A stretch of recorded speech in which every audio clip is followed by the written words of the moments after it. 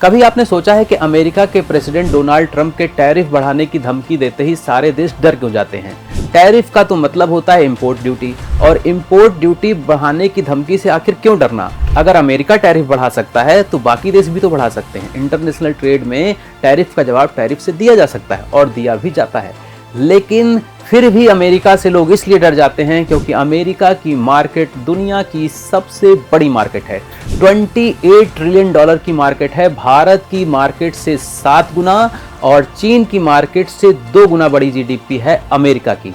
तो जाहिर है ऐसी मार्केट को, ऐसे बड़े बाजार को कौन खोना चाहेगा। और दूसरा सवाल यह भी है कि अगर भारत और चीन दोनों की आबादी अमेरिका से 4.5 टाइम्स ज्यादा है तो अमेरिका की मार्केट बड़ी कैसे है। आबादी हमारी है ज्यादा तो उसकी इकोनॉमी बड़ी कैसे है, उसकी मार्केट बड़ी कैसे है, वहां खरीदार ज्यादा कैसे हैं। तो इसका आंसर यह है कि सिर्फ आबादी से कुछ नहीं होता, परचेसिंग पावर भी होनी चाहिए, खरीदने की औकात भी होनी चाहिए, हैसियत भी होनी चाहिए, इनकम भी होनी चाहिए।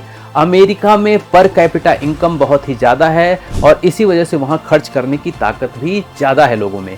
भारत में ऑन एवरेज जहाँ हर आदमी साल का $2500 खर्चा करता है या खर्च करने की क्षमता रखता है, वहीं चीन में $12,000 खर्च करने की क्षमता रखता है ऑन एवरेज। तो यूएसए में औसतन ऑन एवरेज हर नागरिक अमेरिका का $85,000 खर्च करने की क्षमता रखता है। भारतीय करेंसी में समझिए कि भारत का नागरिक हर साल 2 लाख रुपए तक खर्च करने की हैसियत रखता है ऑन एवरेज, औसतन।